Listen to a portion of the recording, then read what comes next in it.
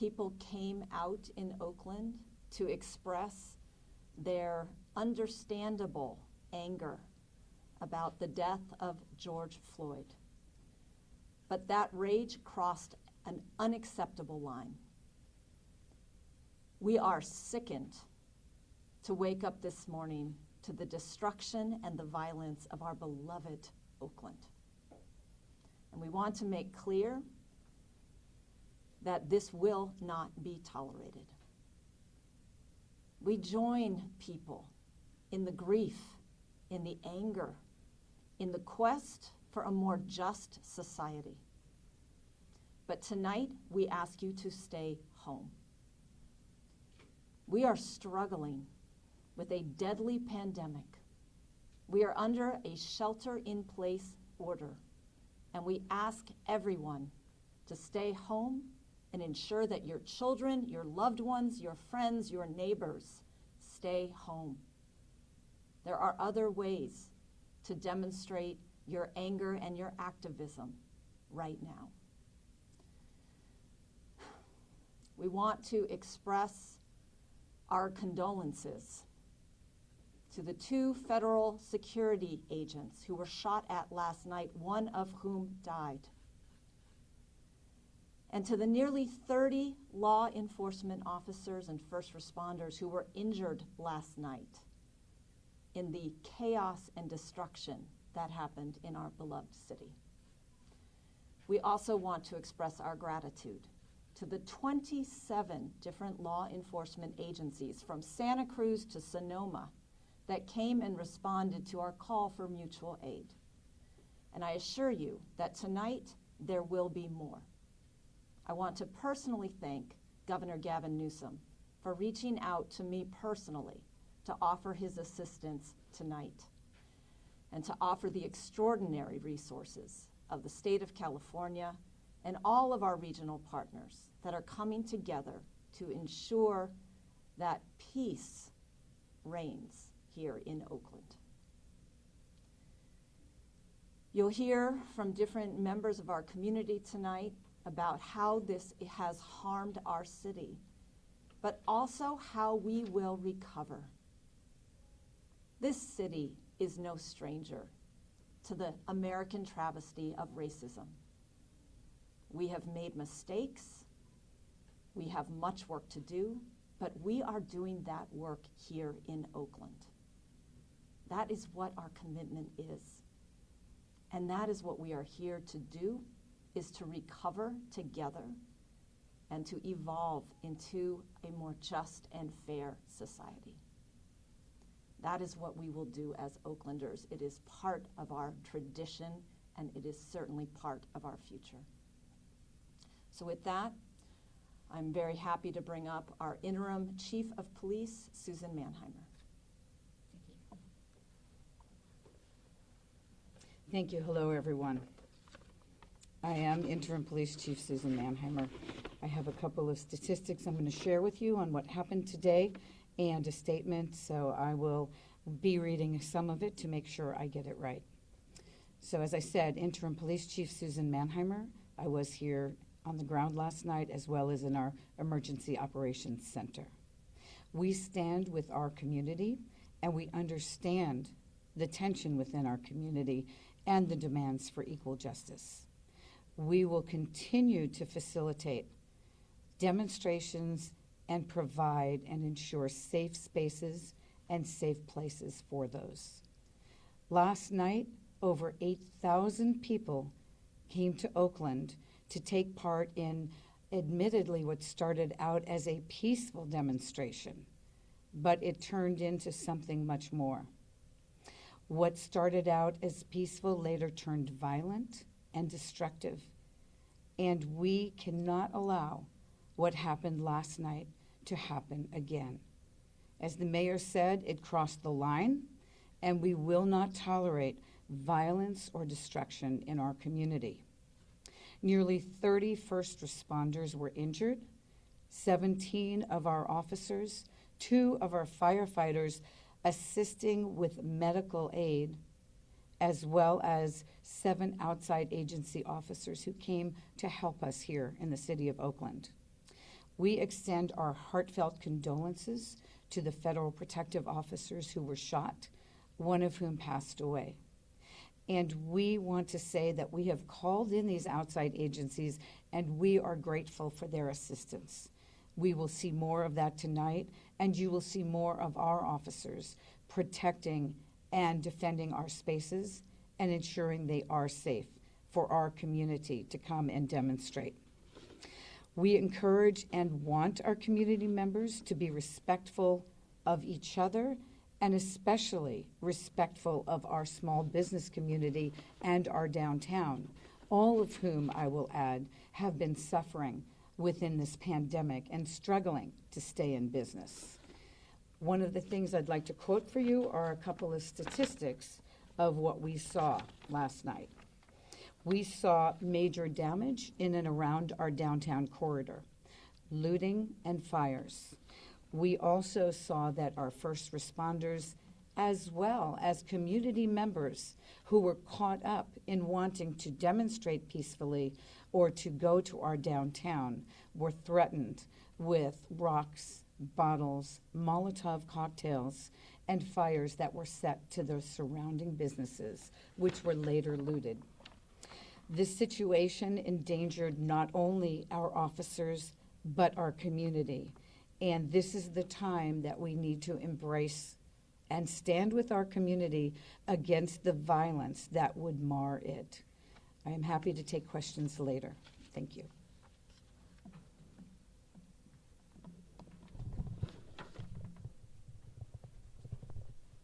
Oops, sorry, wrong one. There's two of us here.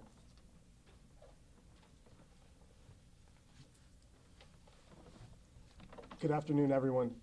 My name is Lauren Taylor. I am the City Council member representing District 6 here in Oakland. This is extremely hard. I have spoken to so many of my constituents who are angered and frustrated as I am. Frustrated at the recent display of how our society's injustices continue to manifest themselves and be perpetuated.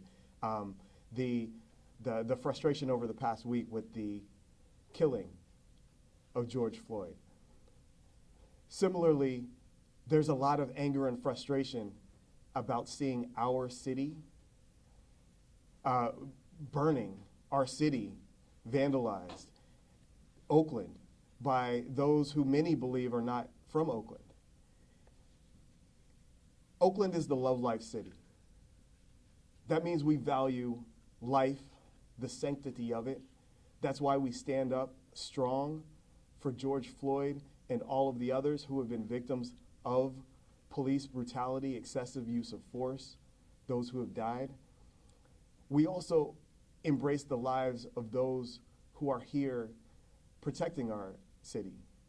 So I would like to extend my condolences to George Floyd, his family, as well as those who were victims last night. The officer who unfortunately lost his life, as well as the many public safety professionals who were injured as well. Violence is not acceptable. The rage, the emotion that we feel, I encourage everyone to channel that in a way that helps us to move forward, to really change and transform this system that is founded on institutional racism, so that we can move forward and partner with your local elected officials, partner with the City of Oakland staff, partner with those in the community in order to realize the change that we need and that we deserve. Lastly, I want to thank those who came out to demonstrate so fiercely, but peacefully.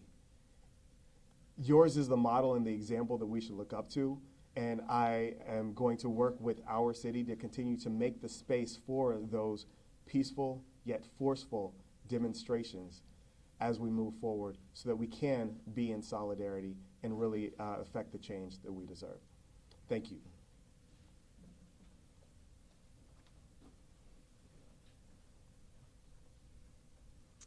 Hi, I'd like to start out by saying we send our deepest condolences to Mr. Floyd and his family. My name is Jonna Pastina. This is my husband, Chris. We own Chop Bar, Calavera, and Tribune Tavern, all restaurants here in Oakland. Tribune Tavern did suffer damage last night. Several of its windows were broken. And my husband spent the majority of the night deterring looters from entering the property. And he was assaulted during his time there last night. This isn't about glass. I think we all know that Black lives are greater than some broken glass. I think that we can be angry to our core about the death of Mr. Floyd and about the injustice that Black people suffer every day, and also be incredibly angry about the destruction of our businesses. From our observations, the people who were doing the destruction were not people from our community. What concerns me is that when these important demonstrations, these important protests turn into riots, that the message about justice for Mr. Floyd and for other Black people who lose their lives in custody gets lost and turns into a message about looting. So we ask that you please do not riot and loot tonight so that we can focus on getting that justice for Mr. Floyd and getting justice for Black people, and we don't have to spend our time focusing on sweeping up broken glass.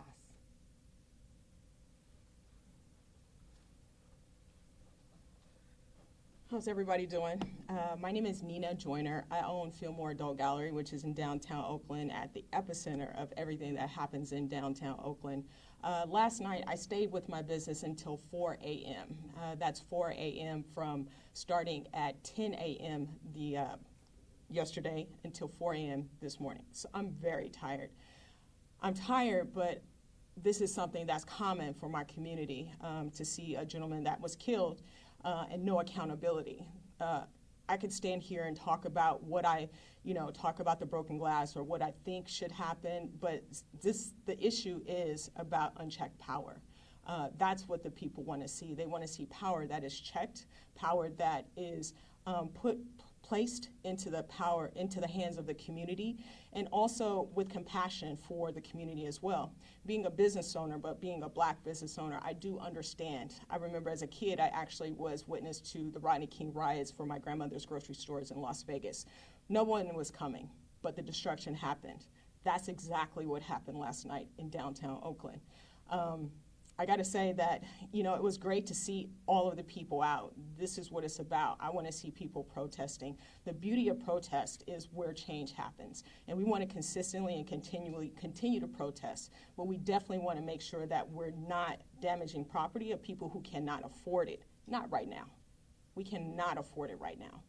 COVID has hit everybody across this country, definitely in small businesses, especially in Oakland. Now, I'm not talking about big businesses. We understand that big businesses were hit the most in downtown Oakland. But we're talking about small businesses that have been closed since probably March 16th in the state of California or in the Alameda County. We want to talk about those businesses that can't get PPP. We want to talk about those businesses that cannot get an EIDL. We want to talk about those businesses that once they do open back up, they will not survive. We're talking about the businesses that are rebuilding already.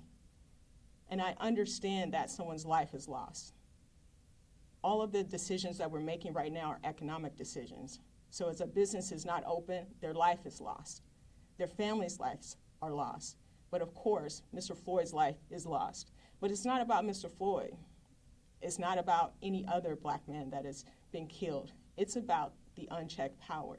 It's about accountability in police departments. It's about accountability in leadership. It's about what are you going to do with the power that you have. And when you don't empower the people, when you don't bring them to the table and consistently create policy that puts them in position and makes them feel warm and fuzzy, this is what we get. We can talk about the quotes, we can talk about the damage, but this is what happens. And as a Black business owner, I have to understand that. I have to understand that even though I stayed at 4 a.m. and not a stitch of paint was harmed on my business because I was there, it doesn't mean that my soul is not in pain because of this. It does not mean that. As a person who is female but masculine presenting, I have been stopped many of times. I might have even played it off. I might have even got into it with the city of Oakland PD. You would never know it. But the fact is, there are a lot of people that are out there hurting from different angles right now. And right now, as my mother would say, I don't need any more, nor do they. This is an opportunity for us to hear each other's pain and just to sit with that for a moment and give us a break. Give us a fucking break.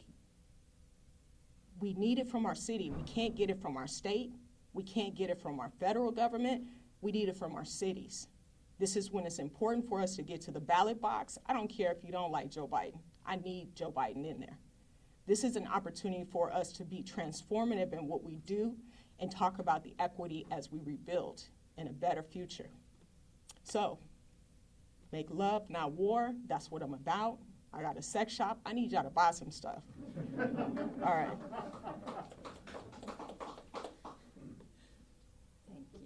Thank you. We are available for questions. I do want to acknowledge also in the room our Councilmember Dan Kolb from District 1. Back in his bright orange shirt is the Dean of the Council, Councilmember Larry Reed from District 7, also the CEO of the Chamber of Commerce, Barb Leslie, is here with us. Also, I do want to point out our Director of the Department of Race and Equity in the City of Oakland, Darlene Flynn. Yes? Do you have any information on how many people were detained or arrested and what for? Yes. And I know it too, but I'm going to let the person with the bars and the stars tell you. Oh, we arrested 17 people last night, detained 40, and then we are currently investigating additional violations, including assault on an officer. So there could be additional arrests in the future based on camera footage and further investigations. Were those numbers correct? Yes, they were. Okay. I'll add just one more thing, that we had another 40 to 60 looters that we do hope to identify with footage when we have that surveillance footage and other evidence. And we are under a cite and release policy right now because of both the COVID epidemic as well as the nature of the violations. So we did make arrests last night. We expect to continue to do so, and you will see a higher presence out there in our vulnerable areas. Thank you.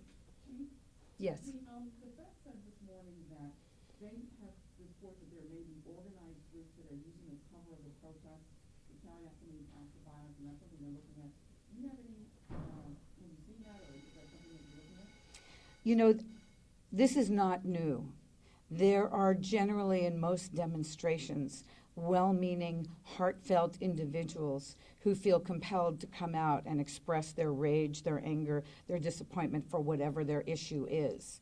And we know that there are many protesters and demonstrators who will take advantage of that and use the cover of those individuals.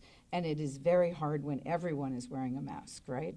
And use the cover of those well-meaning, heartfelt demonstrators to come in and to do violence and to destroy areas under the cover of those well-meaning demonstrators. That is not a new tactic. What we saw last night that is so concerning for us was the high level of violence as well as sort of the targeted looting and damage of our most vulnerable businesses. But it is not a new tactic, unfortunately. It's almost as if someone said, there's really two incidents, right? You have the wonderful demonstrators who, those are the ones we want to ensure we have safe places and safe spaces for. At some time during the evening, and we see this, and I was just on a nationwide call in which we saw this in major cities across the country. That second incident takes over, and those who are there for the peaceful protest themselves are threatened along with our officers. And you think that may have been, is that any way that you're looking at the protection of the shooting of the two federal officers? Yes, and so information varied, and we do have the Federal Bureau of Investigation coming in to transition that investigation. So the level of involvement of that, along with the other demonstrators, can only be suppositioned at this point. It's likely that there was a targeting of uniformed officers. To the extent with which they were involved with our demonstration, we're really not sure. Can I add something? I just want to add, protest and free speech is part of Oakland's DNA. But I am asking people to stay home, not because I don't celebrate that honored tradition. We are the birthplace of social justice movements here in Oakland, and we will always be proud of that. But these vandals, these violent actors, are using peaceful protesters as a shield to hide behind. And that is not acceptable in our city. And that is the meaning of my request, to stay home, to stay safe, especially in this health crisis. Do we know there were certain businesses that were targeted, that were that if businesses had like Black Lives Matter flyers, that they weren't hit as bad, and could be breaking them?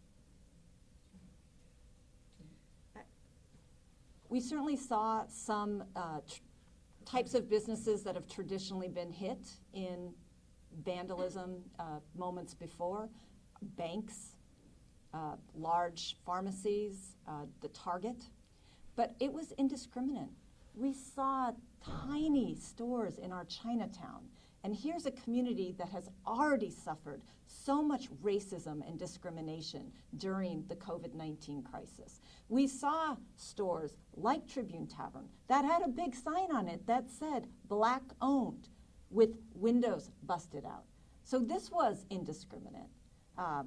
We certainly have seen the banks and the car dealerships. Obviously the Mercedes dealership was targeted, and we have seen that before. But don't lose the story of how absolutely devastating this has been on our small mom and pop stores and businesses owned by people of color. The very people that are being protested about right now, that they are suffering from the impacts of racism, from the impacts of the health disparities from COVID. This horror last night was visited on this same community that we are trying to lift up right now. Yes. I have a question to Chief. Actually, Hi. Some merchants in Chinatown, they said there was not enough place in Chinatown last night, so that more than 20 stores in Chinatown has been destroyed. So do you have any comment, and what can you do to protect Chinatown tonight, tomorrow, and in the future? Exactly. You know, I want to go on record as saying that while we know of about 60 looters that we are actively following up on, we are aware that there were many more incidents that we are still tracking on. And I ask that if you are a victim, if your business has been victimized, please come forward and get us that information. We had many officers out there. We had a lot of different surveillance. And I want to ensure that we know who it is who's being victimized, because then we can turn our attention to them. So as I said last night, there was not a lot of coverage in some of the business corridors to include Chinatown. We expect that to change tonight as we bring in more resources. We readjust to the conditions we see, and you can be assured that we will provide that coverage where we're seeing it. And if they go to other areas, we will readjust again, and we will get that. So if you are a business owner or someone who feels that they have been either victimized or terrorized or are fearful, please call in and let us know so that we can be assured that we're getting that information and can readjust. Can I add something? Mm-hmm. I invite any business owner or property owner who suffered damage last night to contact the mayor's office at 510-238-3141. And we have staff on hand that speak Spanish, Cantonese, and Mandarin. We want to hear from you because we are committed to doing everything we can to help this community recover, rebuild, come back to doing business. This is hard right now with this virus. And that is why we want to extend special assistance to the businesses that have been harmed by last night's unacceptable violence.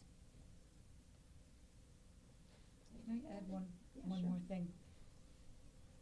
I think this would be an excellent time to remind our community, particularly our business community, that if you put some front-facing security cameras, please register them. Go to the police department website, register those cameras. We will not be accessing the video footage, but we will know you have a camera there should we need to access it, should your neighbor business be vandalized or victimized. So please go to our department website, register your cameras. If you don't have cameras, feel free to join your neighborhood or business watch and install them. Thank you.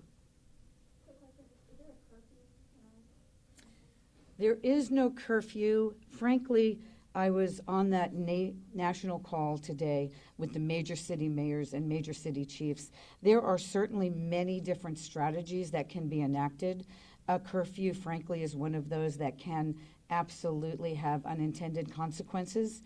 And really, this demonstration is about, as someone said earlier, about absolute power. So we are in a delicate position to not impose that power and to at the same time facilitate safe demonstrations. So I think curfew is going to be a last resort because frankly, there are those who want to come out and speak. And we need to deal with those who would mar that for everyone. Thank you. Mayor, can you talk about the steps being taken, if any, in the Oakland healthcare facilities in case there's a spike in COVID cases because of these gatherings? I'm going to refer that question to the county health officer, but we certainly saw in the last week an increase in cases and hospitalizations. We have got to take this pandemic seriously, and that means do not leave your home unless necessary. Keep a mask with you at all time. Cover your face and your nose and mouth. Wash your hands. Get tested. This thing is not over. We don't have a vaccine or a cure. And so people have got to take the health impacts of this moment very seriously. I think with that, if we can conclude this, thank you everyone for coming. We will be obviously available throughout the night, and tomorrow hopefully we will have a much better report for you. Thank you.